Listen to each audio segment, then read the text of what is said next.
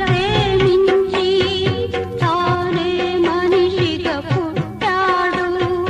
పాపుల రక్షణ పరమార్థముగా సిలువ మ్రానిపై బలైనాడు.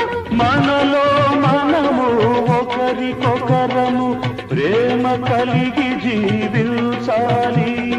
ప్రేమను మించిన పెన్నిధి లేదని జగమంతా పాటించాలి.